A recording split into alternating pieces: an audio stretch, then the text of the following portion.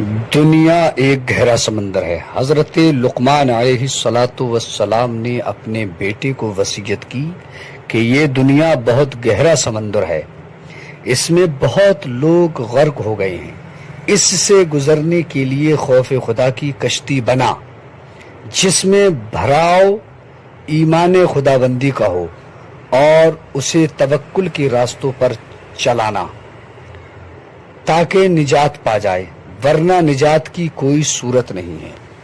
اللہ اکبر۔ حضرت فضیل رحمت اللہ علیہ کا قول ہے کہ میں اس ارشاد ربانی میں بلا شبہ ہم نے زمین کی چیزوں کو زمین کے لیے زینت بنا دیا ہے تاکہ آزمائیں کون اچھے عمل کرتا ہے، اور ہم ان چیزوں کو بنجر ناقابل زراعت بنانے والے ہیں۔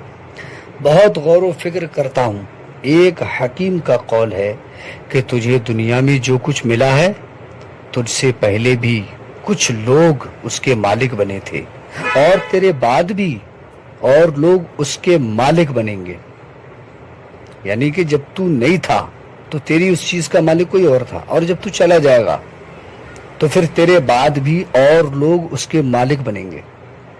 تیرے لیے دنیا میں صبح و شام کی روٹی ہے، صرف اس روٹی کے لیے خود کو ہلاکت میں نہ ڈال، دنیا سے روزہ رکھ، آخرت پر اختیار کر۔ دنیا کا مال خواہشات ہیں اور ان کا منافع نار جہنم ہے۔ کسی راہب سے زمانے کے متعلق پوچھا گیا، اس نے جواب دیا، جسموں کو پرانا کرتا ہے۔ یعنی کسی راہب سے زمانہ کے متعلق پوچھا گیا کہ زمانہ کیا ہے، تو اس نے جواب دیا، یہ زمانہ جو ہے نا، یہ زمانہ جسموں کو پرانا کرتا ہے، امیدیں بڑھاتا ہے، موت کو قریب کرتا ہے اور آرزوؤں کو دور کرتا ہے۔ دنیا والوں کے متعلق پوچھا گیا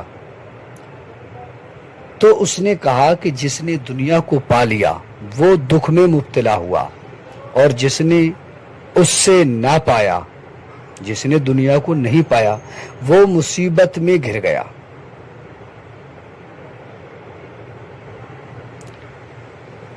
اسی لیے کہا گیا ہے، جو دنیاوی عیش و عشرت کے سبب اس کی تعریف کرتا ہے، مجھے زندگی کی قسم ان قریب وہ اسے برا بھلا کہے گا۔ اور ایسا ہوتا ہے، انسان جب زیادہ دنیا میں پڑ جاتا ہے، زیادہ پیسے کے چکر میں پڑ جاتا ہے، مال و متاع کے لالچ میں آ جاتا ہے، تو ایک دن اس کا مال اس کے لیے بوال بن جاتا ہے، اور پھر وہ سوچتا ہے، یار کیا کروں کیا کروں کیا کروں، کیا ہونا چاہیے۔ جب دنیا چلی جاتی ہے تو حسرتیں چھوڑ جاتی ہے، اور جب آتی ہے تو بہت سے غم ساتھ لے کر آتی ہے۔ ایک دانا کا قول ہے، دنیا تھی اور میں نہیں تھا، یہ دنیا رہے گی اور میں نہ رہوں گا، میں اس کی پرواہ نہیں کرتا ہوں، کیونکہ اس کی زندگی قلیل ہے، کم ہے، اور اس کی صفا میں بھی کدورت ہے، اس میں رہنے والے اس کے زائل ہونے، مصیبت کے نازل ہونے اور موت کے آنے سے سخت خوف زدہ ہوتے ہیں۔ سوچیں آپ۔ ایک اور دانا کا قول ہے، دنیا انسان کو اس کی منشا کے مطابق نہیں ملتی، یا تو زیادہ ملتی ہے یا پھر کم۔ حضرت سفیان رحمت اللہ علیہ کا قول ہے، تم دنیا کی نعمتوں کو دیکھو، وہ اپنی برائی کی وجہ سے ہمیشہ نالائقوں کے پاس ہی ہوتی ہے۔ حضرت ابو سلیمانی الدرانی رحمت اللہ علیہ کا قول ہے، جب کسی طالب دنیا کو دنیا ملتی ہے تو وہ زیادہ کی تمنا کرتا ہے، اور جب کسی طالب آخرت کو آخرت کا اجر ملتا ہے تو وہ زیادہ کی تمنا کرتا ہے۔ نہ اس کی تمنا ختم ہوتی ہے اور نہ اس کی تمنا ختم ہوتی ہے۔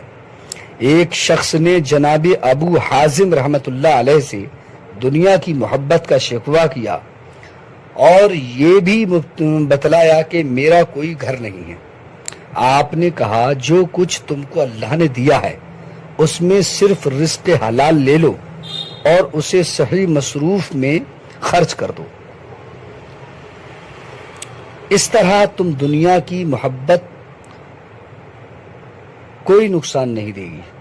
اور آپ نے یہ اس لیے فرمایا کہ اگر تو نے اپنی نفس کو اس سے لگایا تو یہ تجھے ایسی تکلیف میں ڈال دے گی کہ دنیا سے تنگ ہو جائے گا اور اس سے نکلنے کی کوشش کرے گا، اتنا مصیبت میں پڑ جائے گا کسی طرح سے دنیا سے میں دور چلا جاؤں، جس نے اپنے نفس کو دنیا کی طرف جھکا لیا۔